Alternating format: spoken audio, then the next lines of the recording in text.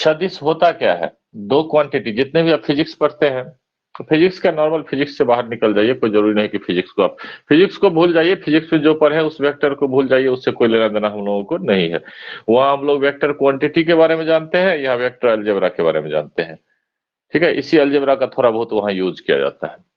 तो हम लोग आज सदिश के बारे में जानेंगे, सदिश क्वांटिटी क्या होता है। जनरली आपके पास क्वांटिटी क्वांटिटी फिजिकल क्वांटिटी, भौतिक राशि, नाम सुने हैं? जी सर। जी। क्या होता है भौतिक राशि? सामान्य अर्थ में ये कह सकते हैं कि उस राशि को भौतिक राशि कहते हैं जिसको मापा जा सके। जैसे लंबाई एक भौतिक राशि है, वजन एक भौतिक राशि है, टेम्परेचर एक भौतिक राशि है, करंट एक भौतिक राशि है जिसको हम माप सकते हैं, measurable quantity which can be measured. इसको हम लोग भौतिक राशि कहते हैं। आप लोग फिजिक्स में पढ़े हैं, मतलब जो है सो क्या हुआ कि मतलब जो है ये सब बेसिक चीज है, शुरुआती चीज है। तो भौतिक राशि जो है जनरली तीन तरह के होते हैं। एक राशि सदिश होता है, दूसरा अदिश होता है, और तीसरा टेंसर होता है, उसका हिंदी नहीं पता है। एक वेक्टर होता है, एक स्केलर होता है, तीसरा टेंसर होता है। टेंसर आप लोग के सिलेबस में है नहीं, इसलिए उस पर कोई चर्चा नहीं होगी। अभी हम लोग मान लेते हैं कि जितने भी राशियां हैं, दो ही प्रकार की राशियां हैं, एक सदिश राशि है और एक अदिश राशि है। अदिश, अब क्या है कि मतलब जो है इसका अंग्रेजी हो गया वेक्टर, इसका हो गया स्केलर। टेंसर से हम लोगों को कोई लेना देना नहीं है। अब गौर करिए, इसके नाम से आप देख सकते हैं कि क्या लिखा है, सदिश, दिशा सहित, अदिश बिना दिशा का।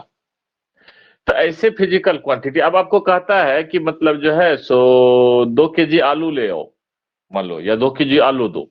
किसी दुकानदार को कहते हैं 2 केजी आलू दो, तो नॉर्मली वो तौल के दे देता कोई क्वेश्चन। लेकिन आप किसी को बोलते हैं कि बुआ धक्का मारो, अब यहां मन में क्वेश्चन आता है कि धक्का किधर से मारना है। कहेगा ना कि कहोगे तो थोड़ा दबाओ, तो पूछेगा ना कि कहाँ दबाना है, किधर दबाना है, कि नहीं पूछेगा?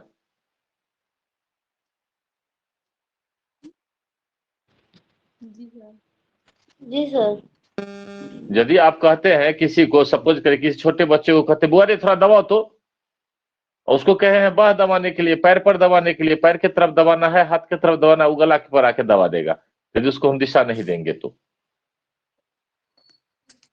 है क्या कि अब गौर करके देखिए, बल लगाना है तो बल लगाना, तो किधर बल लगाना है?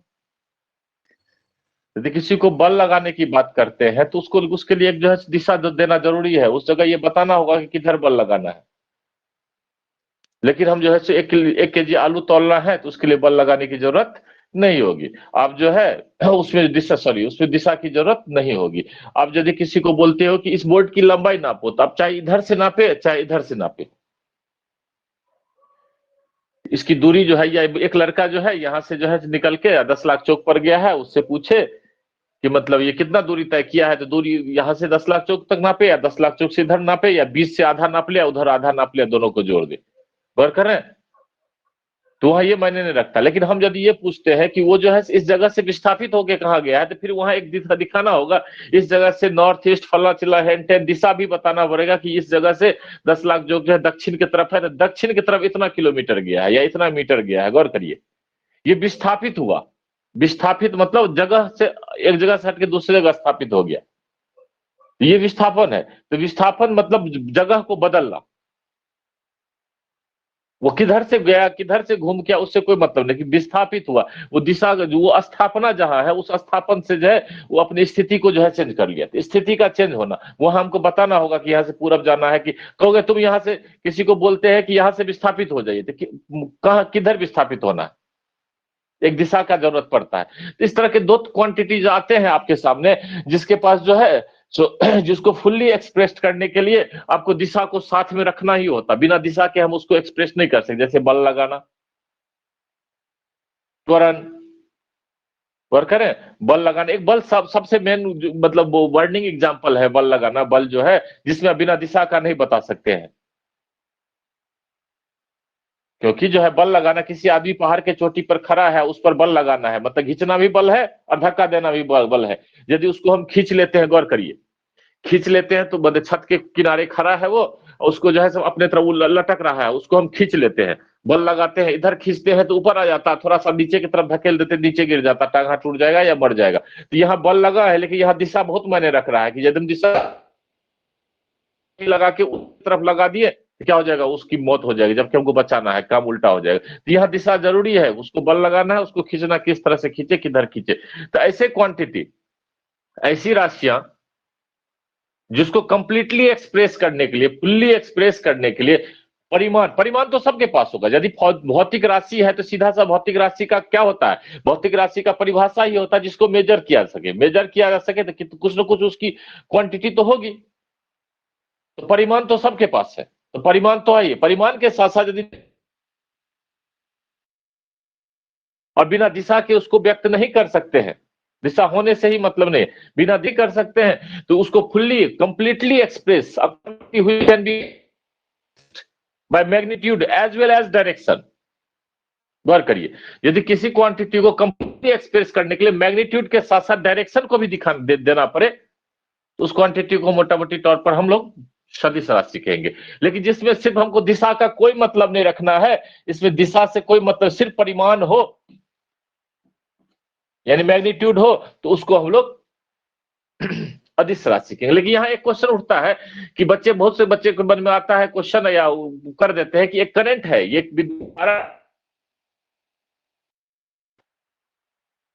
साथ साथ परिमाण भी होता, लेकिन फिर आवाज नहीं जा रहा क्या?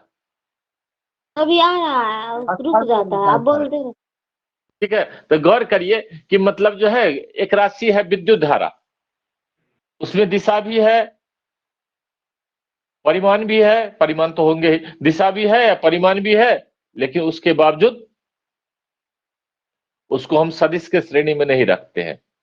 तो उसके लिए सदिश के साथ एक स्पेशल गुण और भी आ जाता है, इसके कुछ अपने लॉज हैं, अपने रूल्स हैं। ये ऑर्डिनरी अलजेब्रा को फुलफिल नहीं करता है। ये ऑर्डिनरी अलजेब्रा को, जो मौलिक अलजेब्रा है, जो अब हम लोग नॉर्मली संक्रिया करते हैं, उस संक्रिया को सेटिस्फाई नहीं करता है। इसके जोड़ के अलग तरीके हैं, गुना के अलग तरीके हैं, भाग के अलग तरीके हैं। इसका अपना अलजेब्रा है जो ऑर्डिनरी अलजेब्रा को फुलफिल नहीं करता। तो इसका एक अपना अलजेब्रा है जिसको वेक्टर अलजेब्रा बोलते हैं, जिसमें सबसे पहला ऑपरेशन होता है जोड़। तो जोड़ के लिए triangle law, polynomial law, polygon law, इस सब का यूज करते हैं। तो इसके साथ एक चीज और जोड़ दिया जाता है, तो ऐसी राशियां जिसके साथ दिशा के साथ साथ परिमाण भी हो, जो त्रिभुज का लॉ, ट्रायंगल लॉ को क्या बोलेंगे हिंदी में, जोड़ का त्रिभुज नियम, ट्रायंगल लॉ ऑफ एडिशन, जोड़ के त्रिभुज नियम का पालन करता हो, उसको हम लोग सदिश राशि कहेंगे। तो सदिश राशि क्या हो गया, मोटा मोटी आप देख लीजिए, जिसको फुल्ली एक्सप्रेस करने के लिए दिशा भी दिखाना पड़े, परिमाण के साथ साथ दिशा भी देना पड़े, उसको हम सदिश राशि कहेंगे। जिसमें दिशा की जरूरत नहीं, अदिश राशि कहेंगे। लेकिन दिशा होने के बावजूद भी एक और चीज होना चाहिए, क्या, ये अपने अलजेब्रे, ये ऑर्डिनरी अलजेब्रे को फुलफिल करता है। इसके जोड़, इसके दो क्वांटिटी को जोड़ने के लिए एक ट्रायंगल लॉ बना हुआ है, उस लॉ को सेटिस्फाई करना चाहिए, अपने अलजेब्रा को सेटिस्फाई करे। जबकि करंट क्या करता है, दिशा है, परिमाण है, लेकिन ऑर्डिनरी अलजेब्रा को फुलफिल करता है। कि यदि सपोज करिए किसी जगह एक सर्किट में करंट 3 एम्पियर का है और दूसरे सर्किट में करंट जो है 5 एम्पियर का है, दोनों को जोड़ देंगे तो कितना होगा, 358 एम्पियर का करंट बन जाएगा। ये ऑर्डिनरी अलजेब्रा से हो गया। तो ये ऑर्डिनरी अलजेब्रा को नहीं मानता हो, ये अपने अलजेब्रा को मानता है। वही अलजेब्रा क्या है वेक्टर का, वही हम लोग पढ़ने जा रहे हैं मैथमेटिक्स में। समझे बात को? जी। तो हम लोग क्या करेंगे कि यहाँ जो है सो आगे बढ़ेंगे, तो सदिश की परिभाषा लिखाने की जरूरत नहीं, आप लोगों को फिजिक्स में लिखाया गया होगा ना, तो क्या जरूरत है लिखाने का, टाइम वेस्ट करने का। लिखा दे में दिया है। हाँ, तो क्या जरूरत है लिखने का, क्या लिखो। अब हम लोग को जो मेन चीज है उस पर परिभाषा तो वही हो गया, एग्जाम्पल 4 को दे देंगे, परिभाषा हो गया। मतलब वह राशि जिसके साथ परिणाम, परिमाण के साथ साथ दिशा भी हो, जिसको पूर्णतः व्यक्त करने के लिए परिमाण के साथ साथ दिशा की भी जरूरत पड़े, उसे सदिश राशि बोलते हैं। वह राशि जो सिर्फ परिमाण से व्यक्त हो जाए उसको अदिश राशि कहते हैं। एग्जाम्पल 2-4 डाल दीजिएगा बस थ्योरी में। अब हमको सबसे बड़ी बात है कि मतलब ज्योमेट्रिकल रिप्रेजेंटेशन ऑफ वेक्टर, ये मेन चीज है।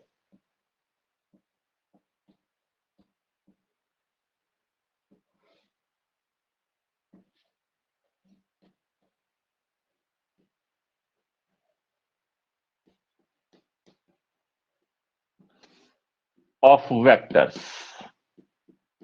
ऑफ अ वेक्टर, एक वेक्टर की बात, वेक्टर मतलब हम ज्यामितीय रूप से वेक्टर को किस तरह से रिप्रेजेंट करते हैं। तो हमको क्या है कि मतलब जो है ज्योमेट्रिकल वेक्टर को किस सदिश को, अब गौर करिए, वेक्टर को एक ज्योमेट्रिकली जो है एक डायरेक्टेड लाइन सेगमेंट से डिनोट करते हैं। लाइन सेगमेंट समझते हैं, रेखाखंड, ठीक है। इस रेखाखंड को जो है यदि हम किसी अब रेखाखंड जब भी होगा, आप गौर करिए, रेखाखंड का कोई दिशा नहीं होता। गौर के लाइन जो होता है, लाइन का जो है सो क्या होता है, लाइन किसको बोलते हैं, लाइन जो है एक ऐसी ज्यामितीय आकृति जिसमें सिर्फ लंबाई हो और ये हमेशा बढ़ते ही रहे दोनों साइड, इसको लाइन बोलते हैं। इसका टुकड़ा जब काट लेते तो ये रेखाखंड हो जाता है। तो टुकड़ा इसका कोई डायरेक्शन नहीं होता है, एक रेखाखंड का कोई डायरेक्शन नहीं होता। यदि नॉर्मल सेंस में बोले रेखाखंड क्या है, तो रेखाखंड एक स्केलर क्वांटिटी है। लेकिन रेखाखंड पर यदि हम एक दिशा लगा दें, एक डायरेक्ट दिशा लगा दे, तो इस रेखाखंड का नाम बदल गया, ये हो गया दिशायुक्त रेखाखंड।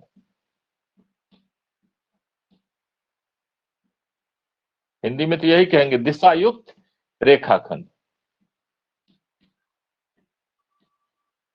मतलब डायरेक्टेड लाइन सेगमेंट।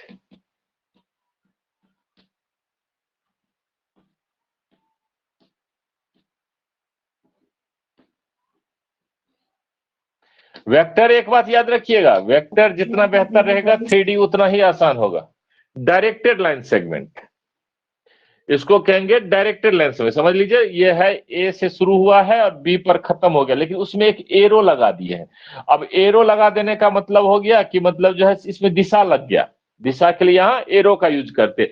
और इसको लिखने का जो तरीका है, अभी हम वेक्टर में नहीं जा रहे हैं, अभी हम लाइन की बात कर रहे हैं, डायरेक्टेड लाइन सेगमेंट की दिशायुक्त रेखाखंड। तो एरो इधर लगा है तो ए बी, इसको लिखने का तरीका है ए बी पर ऐसे एरो डाल देंगे। और यही यदि इसमें हम, ये ए है और ये बी है और एरो इधर घुमा के लगा दे, तो क्या होगा, बी पहले आएगा, ए इधर आएगा और फिर उस पर एरो ऊपर आएगा।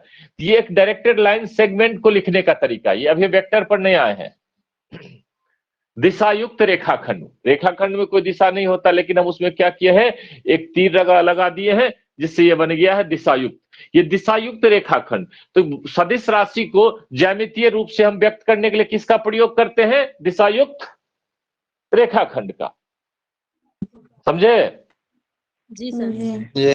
जी सदिश राशि को ज्यामितीय रूप से व्यक्त करने के लिए हम लोग दिशायुक्त रेखाखंड का प्रयोग करते हैं। तो ज्यामितीय सदिश राशि को लिखना चाहें तो सदिश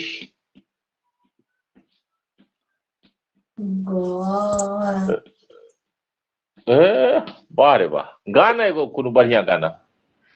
सदिश राशि को ज्यामितीय, हर्षी होता है ना, ऐसे होता ज्यामितीय।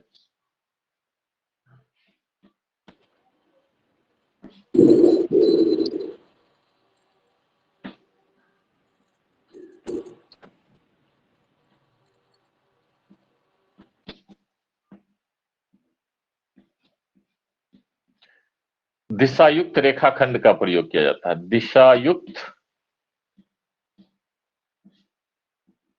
रेखाखंड का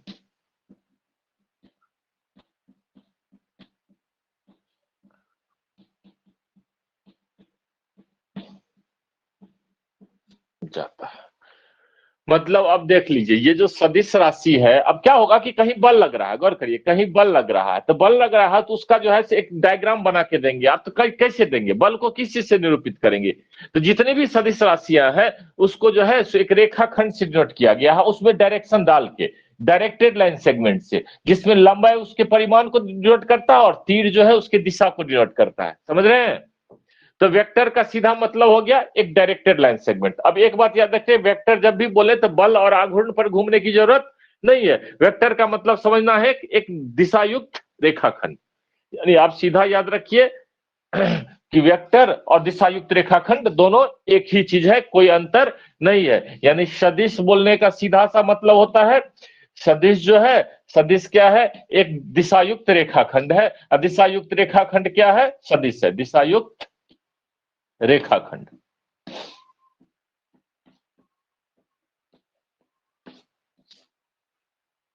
समझे?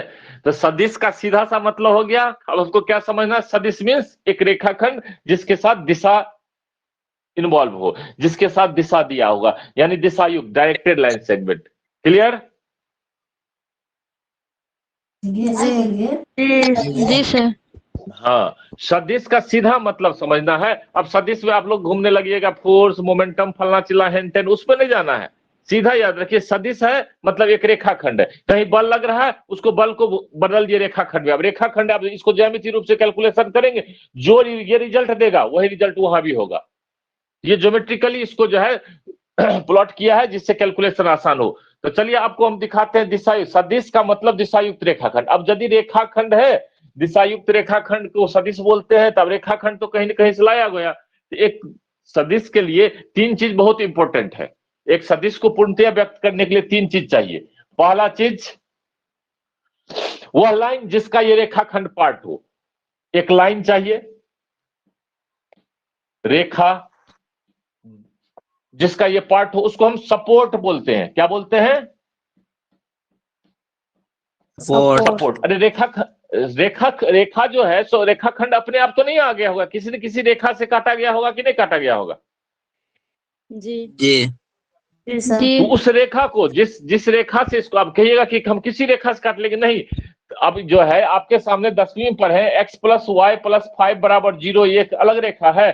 और 2x माइनस वाई प्लस 6 बराबर 0, ये इसके अलग दिशा है, इसके अलग दिशा है। तो गौर करके देखिए, यदि हम इस दिशा वाले रेखा में से काटेंगे तो वेक्टर इस दिशा में बनेगा, चाहे इधर बने चाहे इधर बने। और यदि हम इस दिशा में से काटेंगे, रेखाखंड काटेंगे, तो इस तरह से वेक्टर बनेंगे। गौर कर रहे हैं ना? या हम इस दिशा से काटेंगे, इस तरह से बनेंगे। तो ये तो जरूरी है ना कि वह लाइन कौन सा है, ये लाइन है या ये लाइन है या ये, तभी तो दिशा का पता चलेगा हमको सही तरीके से। जी सर। तो सबसे पहले वह लाइन चाहिए जिससे इसका पार्ट काटा गया है, इसलिए उस लाइन का नाम है सपोर्ट लाइन। Support line. दूसरा क्या है, रेखाखंड है तो उसका लेंथ होना चाहिए, हम कितना बड़ा ले रहे हैं। यदि हम स्केल में कभी ग्राफ बनाते हैं तो क्या, जब हम ग्राफ बनाते हैं तो क्या करते हैं, जैसे पॉइंट दिया है 1 2 3 4, इसको हम कभी 1 भी मानते हैं, कभी 10 भी मानते हैं, 1 2 3 4 भी मान लेते हैं, कभी 10 20 30 40 भी मान लेते हैं, करते कि नहीं? कभी 100 200 भी मान लेते हैं कि नहीं? जी तो ये स्केल के लिए हम जो लेंथ कितना बड़ा, यदि हम एक बार स्केल में इतना बड़ा को हम सपोज करिए, इतना बड़ा को हम जो मान लीजिए कि 5 न्यूटन का फोर्स माने हैं, इतना बड़ा डायरेक्शन को। अब तो वेक्टर का मतलब हो गया जो एक डायरेक्टेड लाइन सेगमेंट, तो इसका मैग्नीट्यूड को लंबाई से डिनोट करेंगे, इसके मतलब मापांक को, जो इतना कितना बल लगा रहे हैं इसकी लंबाई से व्यक्त करें। यदि इतना लंबाई 5 मापांक को 5 न्यूटन के बल को देगा, तो इसका डबल लंबाई जो है 10 न्यूटन के बल को देगा। जी इसका आधा 2.5 न्यूटन का बल देगा, इसका 1/5 टाइम जो है 1 न्यूटन का बल देगा, और इसका 10 गुना 50 न्यूटन का बल देगा। यह है कि नहीं है? तो ये भी तो पता होना चाहिए कितना लेंथ का हम लाइन सेगमेंट ले रहे हैं। क्योंकि यदि आप गलत तरीके से ले लेंगे तो आपका पूरा कैलकुलेशन ही, जहां लेना है आपको 5 न्यूटन, वहां 20 न्यूटन का आ जाएगा, सारा खेल खत्म हो जाएगा।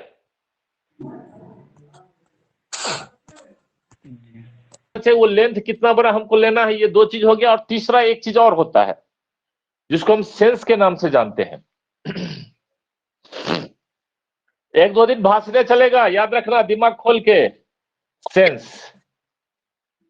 सेंस का स्पेलिंग SENSE ना? हाँ, सेंस मतलब एरो जो डालते हैं, किधर एरो डालेंगे? एक लाइन सेगमेंट डाले हैं तो हमारे पास 2 ऑप्शंस हैं, या तो इधर एरो डालें या इधर एरो डालें। ये भी मायने रखता है कि हम किधर डालते हैं, इसी को हम सेंस कहते हैं। ये 3 चीज यदि हमारे हमको ज्ञान है तो एक वेक्टर को ज्योमेट्रिकली रिप्रेजेंट कर सकते हैं। तो ज्यादा ही माथा में हमको भारी हो रहा है, ठीक है?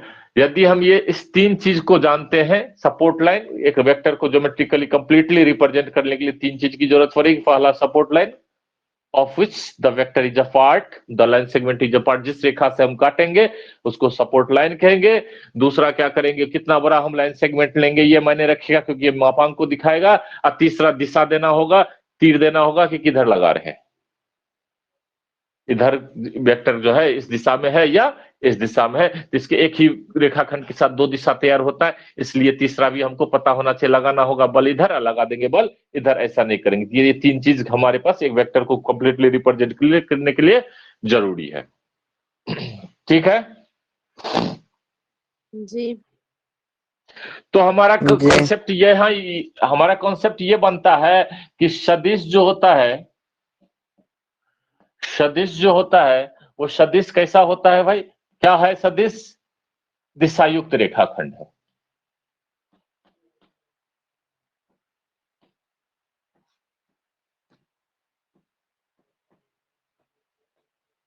दिशायुक्त रेखाखंड है। अब रेखाखंड है, गौर करिए, दिशायुक्त रेखाखंड है। तो अब दिशायुक्त रेखाखंड है तो रेखाखंड है तो इसके एंड पॉइंट तो पता है, एक है ए और दूसरा है बी। इसको मिला देते हैं मान लो, तो इसको जो है सो इधर तीर लगा दी, इधर तीर लगा। बच्चे जनरली यहां लगाते हैं, कोई जरूरी नहीं बीच में भी लगा सकता है। तो यहां हम लगाए थे, इसको हम लिखने का तरीका क्या? हम कुछ देर पहले ही बताए थे कि हम ए बी लिखेंगे, उस पर तीर मार देंगे ऐसे ना। जी सर। जी। यही चीज यदि कहने का मतलब ए है, बी है और इधर तीर लगा हुआ है, इसको हम बी ए करके तीर मारेंगे। जनरली क्या होता है फिजिक्स के किताब में जो है, मोटा लेटर से ए बी सी डी से भी डिनोट करना है तो कैपिटल लेटर, जैसे इस पूरे को हम मान लो कि ए मानते हैं, पूरे ए मानते हैं तो ए वेक्टर ए मानते हैं, तो ए देख के ऊपर तीर मार देते हैं, इसको बी देख के ऊपर तीर मार देते हैं। या कहीं कहीं क्या होता है कि वेक्टर में जो है फिजिक्स में दिखाया गया कि बोल्ड लेटर से भी हम काफी बोल्ड लेटर से डिनोट करते हैं, जिसमें बच्चे को दिक्कत होता है जनरली यही चीज। तो हम क्या कर सकते हैं कि यदि हम किसी वेक्टर को डिनोट करना हो तो दोनों एंड पॉइंट यदि है हमारे पास, तो उस दोनों एंड पॉइंट को देख के तीर देख लेंगे किधर जा रहा है, ऊपर एक तीर लगा देंगे, ये हो जाएगा वेक्टर का नोटेशन। दूसरा, हम किसी लेटर का, अंग्रेजी अल्फाबेट के लेटर का यूज कर सकते हैं, किसी दूसरे लैंग्वेज के लेटर का यूज कर सकते हैं, उस लेटर का यूज करेंगे, उस पर एक तीर मार देंगे। तीसरा, एक बोल्ड तरीका उसी लेटर को बोल्ड तरीके से लिखने का। तो ये दो तरीका हम जनरली यूज करेंगे, उसको हम लोग यूज नहीं करेंगे। तो एक वेक्टर को इस तरह से, तो अब हमको क्या समझना है? वेक्टर का मतलब दिशायुक्त रेखाखंड। अब दिशायुक्त रेखाखंड है तो गौर करके देखिए, अब यहाँ क्या होगा, कई तरह के वेक्टर आएंगे। एक बात बताइए, यदि ए और बी एक ही जगह पर हो तो, यही ए हो और यही बी हो तो,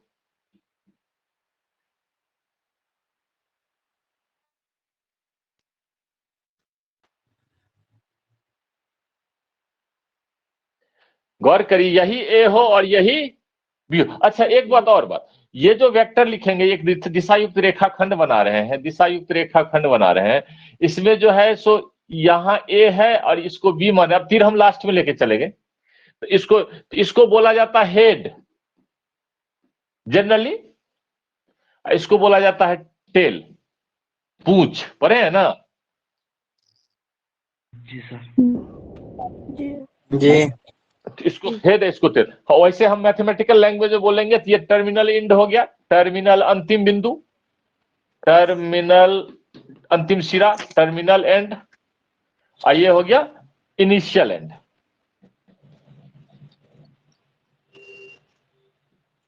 इनिशियल एंड तो गौर, तो ये वेक्टर कैसा है? ये वेक्टर जो, अच्छा इस पर बाद में आएंगे, पहले हम दूसरे टाइप का वेक्टर से दिखाते पहला। चलिए, क्या ऐसा हो सकता है कि कई वेक्टर जो हो इस तरह से हो कि एक ही बिंदु से स्टार्ट हो रहा हो, डिफरेंट डायरेक्शन में जा रहा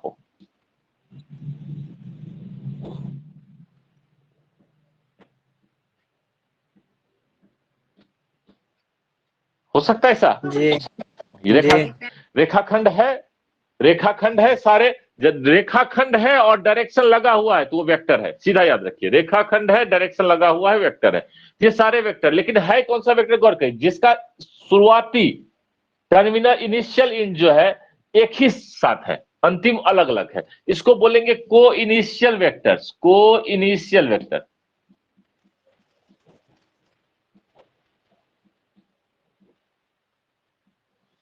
हिंदी क्या होता है ने दिया है, तो इसको बोलेंगे को इनिशियल, जो एक ही जगह से शुरुआत हो, को इनिशियल वेक्टर। इसका हिंदी देख लीजिएगा थोड़ा, क्या? जी सर। दूसरा देख लीजिए, ऐसा भी तो हो सकता है कि सारे एक ही जगह जाके खत्म हो रहे हो,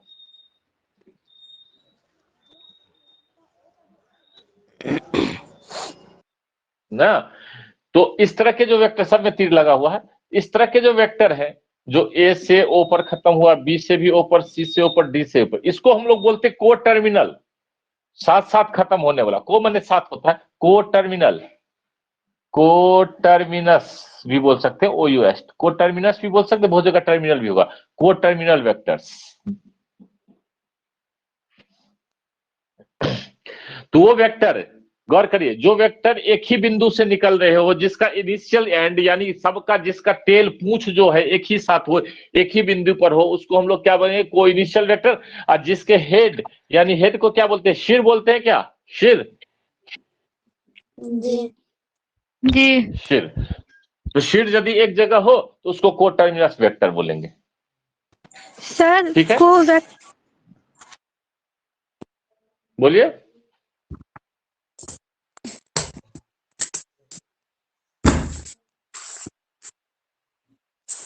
क्या बोल रहे थे, बोलिए।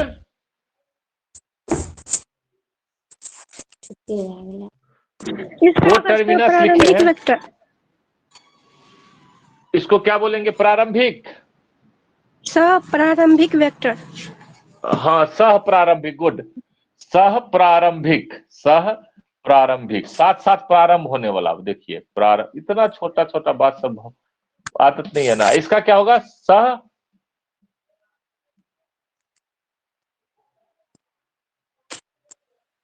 अंतिम वेक्टर। अरे देख, सह अंतिम वेक्टर, देख लेना, देख लेना, अपना लिख लेना कॉपी में। ये दो तरह का वेक्टर समझे। जी जी ठीक है, ठीक है, चलिए उसके बाद देखिए तीसरा। अब हम तीसरा पॉइंट पर आ जाते हैं कि मतलब जो है सो गौर करके देखिए कि यदि वह वेक्टर वहीं से शुरू हो वहीं पर खत्म हो जाए, आप यहां से चलते हो, आपका इनिशियल पोजीशन जो है तो आपका घर है, आप जाते हो कोचिंग पढ़ते हो, घूम फिर के फिर वहीं आ जाते हो, तो आपका जो है डिस्प्लेसमेंट कितना हुआ, शून्य। जी जी विस्थापन शून्य हुआ। विस्थापन तो सदिश राशि है, तो इसको हम डिनोट करेंगे तो क्या करेंगे, आपका शुरुआत भी वही है और अंत भी वही है, तो क्या हुआ ये नल वेक्टर। इसको बोलेंगे नल या शून्य, नल वेक्टर, शून्य वेक्टर, जीरो वेक्टर भी बोल सकते हैं, शून्य वेक्टर। गौर करें, शून्य सदिश। अब यहां ध्यान रखिए, इसको लिखने के लिए क्या करते हैं, ओ देते हैं, ओ और उस पर ये मारते हैं, जीरो पर नहीं देते हैं। याद रखिएगा, जीरो इस तरह से लिखा जाता है और ओ गोल होता है, दोनों में अंतर होता है। ओ वृत्ताकार होता है, जीरो इलिप्टिकल होता है, दीर्घवृत्ताकार। ठीक है, ओ पर देते हैं। अब यहां क्वेश्चन है कि इसका दिशा किधर होगा भाई, बताओ तो, तुम लोग पढ़ा है शून्य वेक्टर, शून्य सदिश का दिशा किधर होता है, दाएं की ओर, दाएं की ओर सर। दोनों साइड से सर्किल रहेगा।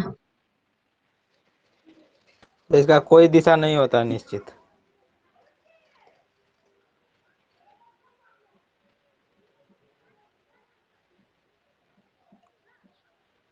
शून्य सदिश का दिशा परिभाषित नहीं है।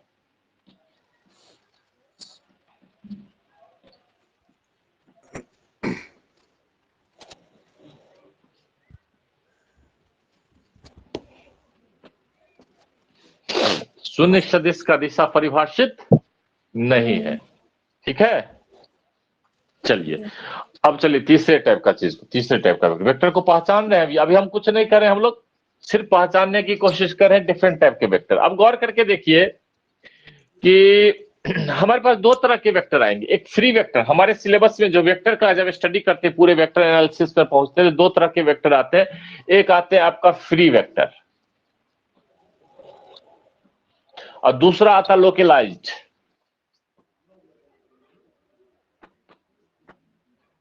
लोकलाइज्ड, ये फ्री वेक्टर और लोकलाइज्ड वेक्टर क्या है, आपने एक बात जानते हैं, आपने जब आपको triangle law of addition physics में पढ़ाते हैं टीचर सब, तो पढ़ाते हैं कि देखो जोड़ना कैसे, एक वेक्टर ये है और एक वेक्टर ये है।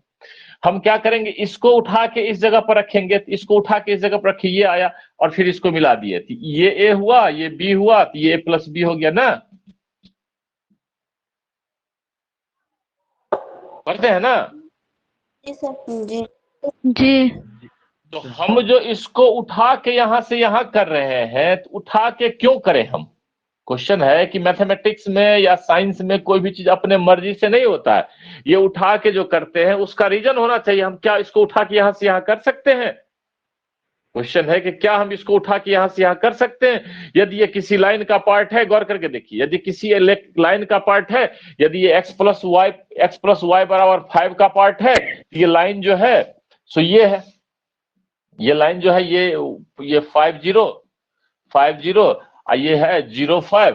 तो यदि इसी का पार्ट है तो ये यही होगा, इसी जगह पर होगा। तो क्या हम इस लाइन को यहां से यहां कर देंगे तो क्या समीकरण सेम रहेगा? क्या यहां से यहां दिशा नहीं भी बदले, यहां कर देंगे समीकरण सेम रहेगा? क्या यहां से यहां कर देंगे समीकरण सेम रहेगा? नहीं, समीकरण सेम तो नहीं रहेगा, तो अलग तो हो जाएगा। लेकिन नहीं, यहां हम कर सकते हैं। अब क्यों कर सकते हैं उसका वजह है। दो तरह के वेक्टर हम लोग को पढ़ने हैं, एक फ्री वेक्टर, एक लोकलाइज्ड वेक्टर। एक वो वेक्टर जिसको, गौर करिए, एक वो वेक्टर जिसको दिशा और परिमाण को बिना चेंज किए हुए एक जगह से दूसरे जगह विस्थापित कर सके। जैसे ये वेक्टर को यहां से ना तो हम इसकी लंबाई को चेंज किए हैं और न तो इसके दिशा को चेंज किए, जैसे झुका हुआ उसी तरह से उठा के लाए। गौर करें, यदि ये एक वेक्टर है तो इसको हम इस जगह से यहां से हम यहां भी ला सकते हैं और यहां से यहां भी ले जा सकते हैं, यहां से यहां भी ले जा सकते हैं, यहां से यहां भी ले जा सकते हैं, यहां से यहां भी ले जा सकते हैं। गौर करें, तो परिमाण और दिशा को फिक्स रखते हुए हम एक जगह से दूसरे जगह उठा के विस्थापित कर सके, ऐसे वेक्टर को फ्री वेक्टर बोलते हैं।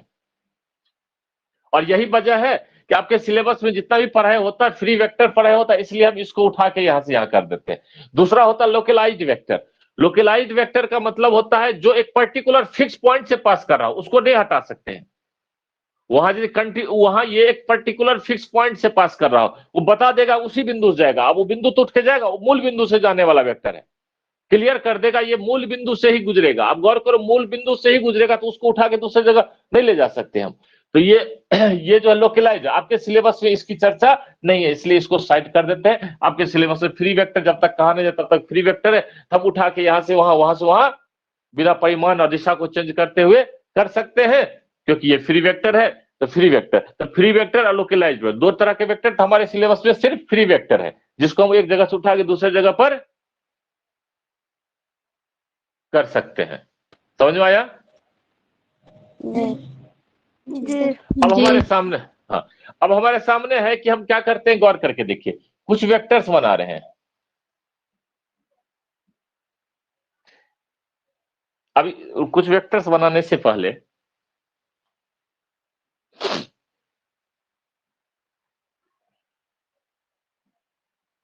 हम कुछ पैरेलल लाइंस बना रहे हैं।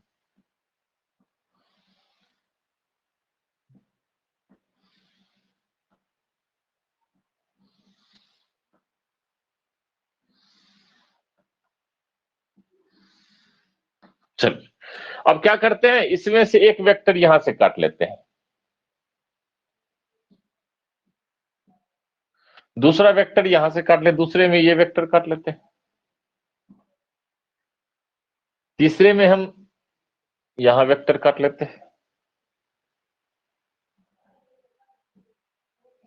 चौथे में इधर काट लेते, यहां से काट लेते हैं, पांचवें में जो है इधर से काट लेते हैं, छठे में कहीं और बड़ा ले लेते हैं। गौर करिए, ये सारे वेक्टर्स, ये वेक्टर ए मान लेते हैं, इसको बी मान लेते हैं, इसको सी मान लेते हैं, इसको डी मान लेते हैं, इसको ई मान लेते हैं, इसको एफ मान लेते हैं। और ये सारे वेक्टर क्या है, इसके गौर से देखिएगा, क्या है, इसके सपोर्ट लाइन पैरेलल है। ये सारे सपोर्ट लाइन हुए, जिसमें से काटे वो सपोर्ट लाइन हुआ ना। जी तो सारे सपोर्ट लाइन है, तो सपोर्ट लाइन जो है सो पैरेलल है। अब हमारे पास क्या है, चूंकि हमारे पास फ्री वेक्टर है, हम एक को उठा के एक नया लाइन, इसके पैरेलल और एक लाइन बना लेते हैं। कोई दूसरा कलर है, एक लाइन और बना लेते हैं।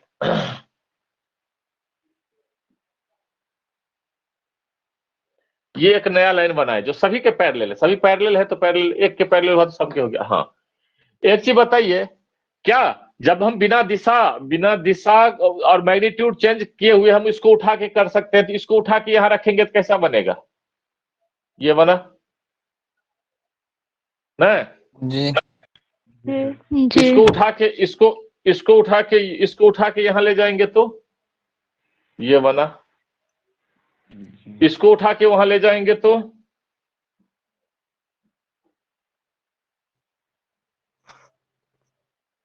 ये बना। इसको उठा के ले गए तो ये बना। इसको उठा के ले गए तो ये बना। इसको उठा के ले गए तो ये बना। सारे वेक्टर कहां पहुंच गए? एक लाइन पर पहुंच गए? जी सर। जी पहुंच गए। ये सारे वेक्टर कोलिनियर हुए कि नहीं हुए? संरेख हुए कि नहीं हुए? एक रेखा पर जो है उसको संरेख कहेंगे। जी सर। सारे एक रेखा पर आ गए। जी जी जी, तो सारे एक रेखा पर आ गए, तो सारे एक रेखा पर आ गए। तो यहां याद रखिए, वो सारे वेक्टर जिसके सपोर्ट लाइन पैरेलल हो, वो सारे वेक्टर जिसके सपोर्ट लाइन पैरेलल हो, उसको संरेख वेक्टर्स बोलते हैं, संरेख सदिश बोलते हैं, कोलिनियर वेक्टर्स बोलते हैं। ठीक है, यहां पैरेलल का मतलब संरेख ही होता है वेक्टर के केस में, नॉर्मल केस में नहीं। पैरेलल का मतलब क्या? एक बार और समझा दीजिए, मेरा वीडियो फंस गया था, नहीं चल रहा। अच्छा यहां देख रहे हैं कि ये जो जितने भी पैरेलल, ये क्या है, जितने भी वेक्टर्स हैं सभी के सपोर्ट लाइन पैरेलल है ना।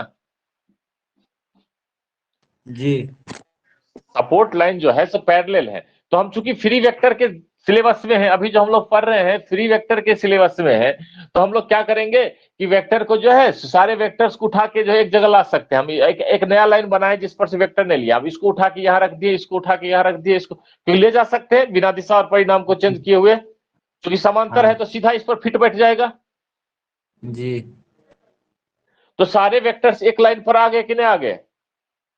आगे तो जो एक लाइन पर आ जाते हैं उसको क्या बोलते हैं? संरेख बोलते हैं ना। देख तो जो एक लाइन पर आ जाते हैं उसको हम लोग संरेख बोलते हैं। तो ये सारे वेक्टर्स जो है सो संरेख है। तो वो वेक्टर संरेख बिंदु, तब एक नया परिभाषा आ गया संरेख, संरेख सदिश।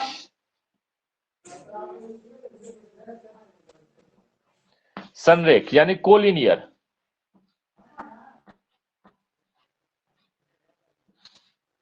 कोलिनियर क्या होगा? वे सारे सदिश जिसके सपोर्ट लाइन क्या है? समांतर हो। अंतर है। समझे? वह सारे सदिश जिसके सपोर्ट लाइन समांतर, यानी याद रखिए वेक्टर के अलजेब्रा में, फ्री वेक्टर के सेंस में, अभी आप लोग के क्लास में पैरेलल वेक्टर ही संरेख है, समांतर ही संरेख है। समझ गए? जी जी समांतर, यहां वेक्टर के सेंस में समांतर और संरेख एक ही है। समांतर और संरेख, संरेख एक ही है, लेकिन हर जगह एक नहीं कर दीजिएगा, संरेख और समांतर में अंतर है। लेकिन यहां वेक्टर के सेंस में चूंकि फ्री वेक्टर का सिलेबस चल रहा है हम लोगों का, इसलिए समांतर और संरेख एक ही है। कोई दिक्कत नहीं ना? हटा दे इसको। नहीं।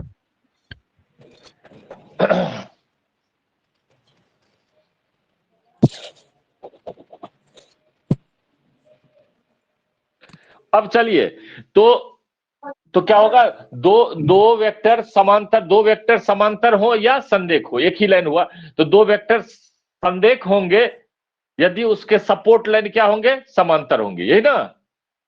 जी जी तो चलिए अब गौर करिए, एक दो वेक्टर, दो सदिश, यहाँ एक पॉइंट है जिसको बाद में डील करेंगे, इसको अभी ध्यान में कर लेते हैं। दो सदिश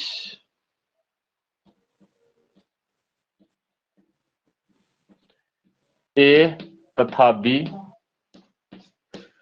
संरेख होंगे।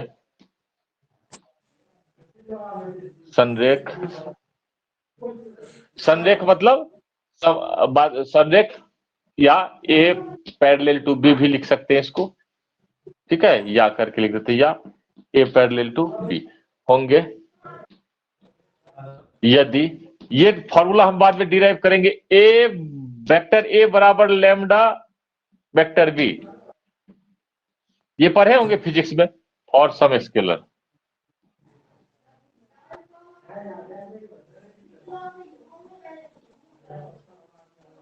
For some scalar lambda. जैसे देखिए एक वेक्टर ले लेते हैं ए बराबर तात्कालिक, अब तो आई जे के का मान जानते हैं, बाद में बताएंगे आई जे क्या होता है, लेकिन तो पहले तो जानते हैं आई माइनस 2j प्लस 3k। और दूसरा ले लेते हैं बी बराबर 2i minus 4j minus 2i plus 4j minus 6k। अब गौर करके देखिए, यहां हम इसमें से यदि वेक्टर ए वेक्टर ए बट्टा वेक्टर बी करें, वेक्टर ए बट्टा वेक्टर बी करें तो क्या हो जाएगा, i minus 2j plus 3k। इसमें से -2 कॉमन ले लेते हैं, -2 कॉमन ले लेते हैं, गौर करिए तो क्या हो जाएगा i minus 2j plus 3k। ये दोनों कट जाएगा तो -1/2 हुआ। तो ए वेक्टर ए बराबर लैम्डा वेक्टर बी के फॉर्म में आ गया।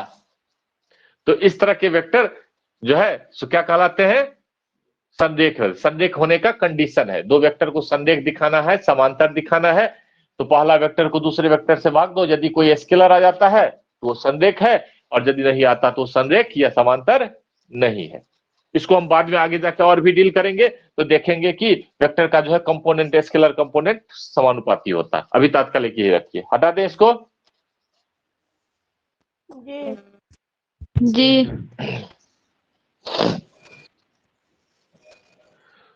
अब ये संरेख में तो क्या हो गया, संरेख की बात करते हैं तो संरेख में क्या हो गया कि समांतर वेक्टर, दिशा का चर्चा नहीं है, किसी भी दिशा में हो, इधर हो चाहे इधर हो। लेकिन यदि ऐसे हो संरेख वेक्टर हो, यदि संरेख ही है, गौर करिए सारे वेक्टर संरेख है और संरेख में एक ही दिशा में चल रहा है, मैग्नीट्यूड से हमको कोई लेना देना नहीं है, दिशा सिर्फ एक है। अरे यार टेढ़ा नहीं हो जाना। हाँ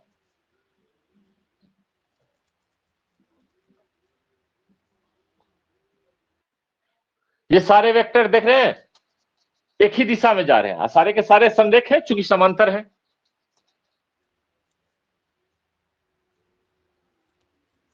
सारे के सारे संरेख हैं और समांतर हैं और एक ही दिशा में है। तो संरेख के साथ यदि एक ही दिशा सेम डायरेक्शन आ जाए, सेम डायरेक्शन आ जाए तो इसको लाइक वेक्टर कहा जाता है। क्या कहा जाता है,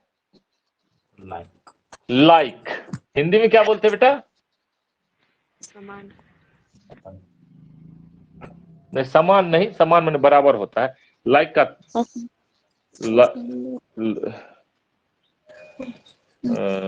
लाइक एनसीईआरटी में बहुत का चर्चा नहीं किया होगा। सह आदिम वेक्टर दिया तो कुछ वेक्टर सबका नाम दिया हुआ है, लाइक वेक्टर का चर्चा नहीं दिया है, कोई बात नहीं। लाइक का देख लीजिएगा, कैसी सिनात आप लोग के पास है ही नहीं हिंदी वाला। हाँ सर। ठीक है, तो ये हो गया लाइक वेक्टर। क्या है, संरेख साथ साथ एक ही दिशा।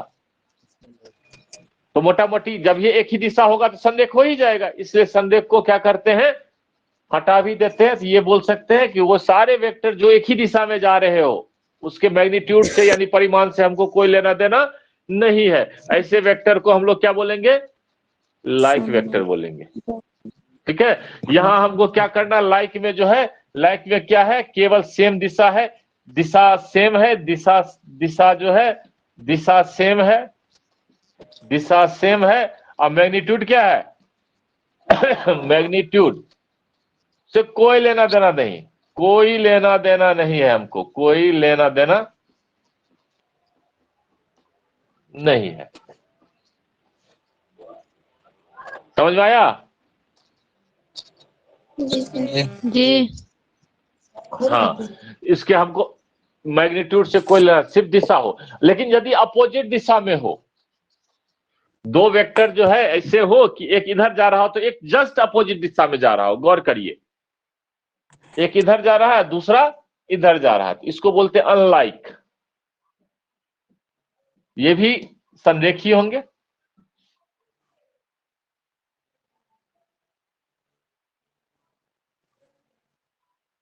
इसकी यहां भी हमको दिशा क्या है, दिशा विपरीत है, दिशा दोनों का क्या है, विपरीत है, विपरीत है। और परिमाण क्या है, परिमाण से परिमाण होता नो लेना देना, नो लेना देना, अनलाइक वेक्टर। ठीक है, जी यानी लाइक बोले चाहे अनलाइक बोले, दोनों वेक्टर कोलिनियर वेक्टर होंगे। लाइक बोलते हैं तो भी और अनलाइक बोलते हैं तो भी। यदि हम इस तरह से बोलते हैं ए बराबर लैम्डा बी के फॉर्म में आ जाता है वेक्टर, और यदि दोनों लैम्डा का मान धनात्मक होता है तो दोनों लाइक है, यानी एक ही दिशा में जा रहा है। और लैम्डा का मान ऋणात्मक होता है तो एक इधर जा रहा है तो दूसरा इधर जा रहा है, उल्टा दिशा में। ठीक है, लेकिन है दोनों संरेखी। अब हमारे सामने आ जाता है इक्वल, समान vector, equal vector. Equal, equal का क्या मतलब हुआ, लाइक होना चाहिए, अब प्लस सेम मैग्नीट्यूड होना चाहिए।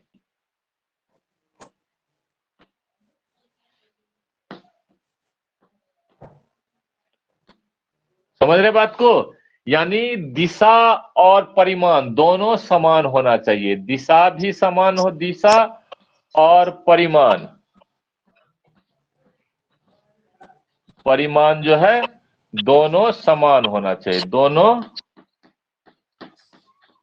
समान होना चाहिए। यदि ऐसा होता है तो ऐसे वेक्टर को हम लोग इक्वल वेक्टर बोलते हैं। जैसे ये है और दूसरा चाहे कहीं भी हो, इतना ही लंबाई होना चाहिए, चाहे यहां हो चाहे यहां हो, लेकिन दिशा मेंटेन करता हो।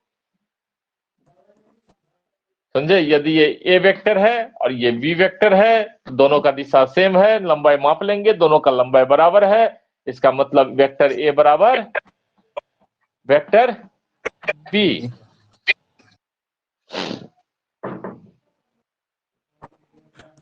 समझे, जी सर। तो दो वेक्टर समान है, दो वेक्टर समान है, इसका क्या मतलब हुआ, दो वेक्टर समान है इसका मतलब हुआ वो समान तो है ही, साथ साथ लाइक भी है, साथ साथ कोलिनियर भी है। ठीक है, हटा दें इसको। अब हमारे सामने आता है अगला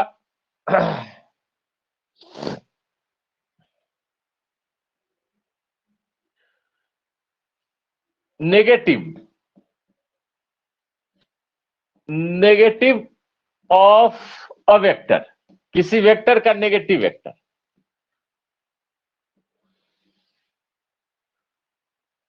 या सीधा नेगेटिव वेक्टर भी बोल सकते हैं। यदि कोई वेक्टर ये दिया हुआ है, गौर करिए, अब इतना ही मैग्नीट्यूड का अपोजिट अनलाइक वेक्टर, गौर करिए, इसका मतलब हो गया ये जो है सो अनलाइक होगा, दूसरा वेक्टर अनलाइक होगा तो क्या करना होगा, दिशा उल्टा लेना होगा।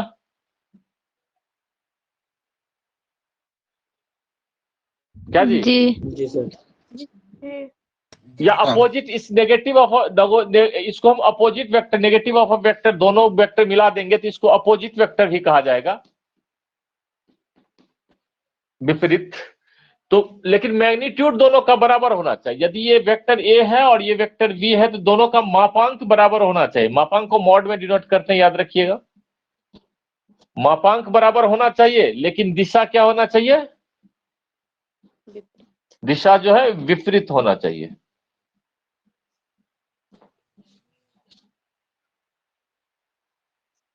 ठीक है,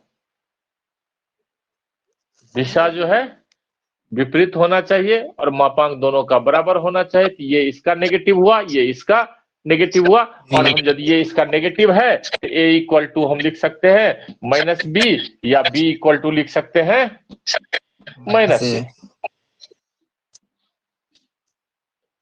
ठीक है, तो ये हो गया आपका। अभी वेक्टर, कुछ टाइप के वेक्टर सबको हम पहचानना सीखे हैं आज वेक्टर। अब हम लोग आज क्लास रोकेंगे कल के क्लास में डिस्कशन करेंगे। क्या डिस्कशन करेंगे बताते, कल यही करेंगे, बोले थे यूनिवर्सिटी करेंगे, लेकिन इसी को आगे बढ़ाएंगे, किसी दूसरे दिन करेंगे, नहीं तो फिर भूल जाइएगा।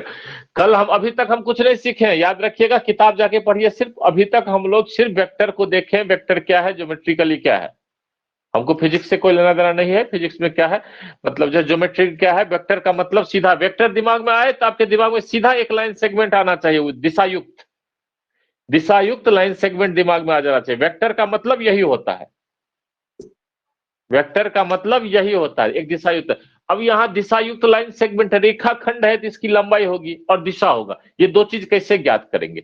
यदि हम आपसे कोई पूछ दे कि एक वेक्टर दिया है, भाई इसका दिशा कैसे ज्ञात करोगे, इसका कौन सा दिशा है?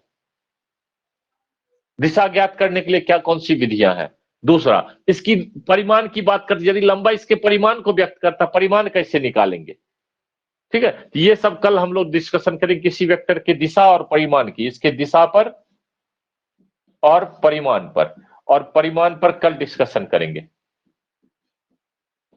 परिमाण होता है ना, हाँ, परिमाण, दिशा और परिमाण पर कल डिस्कशन करेंगे और देखेंगे किसी वेक्टर का, जैसे आपको लिख दिया 2i + 3j -k, 2 मिनट के लिए ये वेक्टर दे दिया। गौर करके देखिए, आपसे पूछे कि ये तो अब आप तो ये समझ गए, ये तो एक डायरेक्टेड लाइन सेगमेंट है, ये डायरेक्टेड लाइन सेगमेंट है तो ये स्पेस में डालेंगे तो किधर डालेंगे? स्पेस में तो कई डायरेक्शन है। अब ये एक वेक्टर है तो हम इधर डाले कि इधर डाले कि इधर डाले कि कहां डाले? होगा तो कोई एक ही डायरेक्शन में, ये जी सर। एक ही डायरेक्शन में होगा तो ये वेक्टर जो होगा ये एक लाइन सेगमेंट है, तो ये लाइन सेगमेंट किधर होगा, किस डायरेक्शन होगा? उस डायरेक्शन का ज्ञान कहां से होगा? इस मैथमेटिक्स में होगा आपको। तो कल हम लोग इस पर डिस्कशन करेंगे, ये डालेंगे तो किधर जाएगा, ये किस डायरेक्शन, यूनिक एकदम, तब ना आप एग्जैक्ट कैलकुलेशन स्पेस का करेंगे। भाई किधरों डाल देंगे तो पता चलेगा, जाना है मंगल ग्रह पर, आप पहुंच जाइएगा आप शुक्र ग्रह पर। इसलिए इसको जानना होगा कि एक वेक्टर जो स्पेस में हम प्लॉट करेंगे तो हम किस डायरेक्शन में प्लॉट करेंगे, एग्जैक्ट प्लॉट करेंगे तब ना आप जाके कहने सही कैलकुलेशन होगा, सही निशाना लगेगा। तो हम कल दिशा के बारे में जानेंगे, परिमाण के बारे में मोटा मोटी तो आप जानते ही हैं, तो वही चीज रहेगा। तो चलो कल के क्लास में आगे बढ़ते हैं क्या? जी सर। जी। ठीक है, चलो।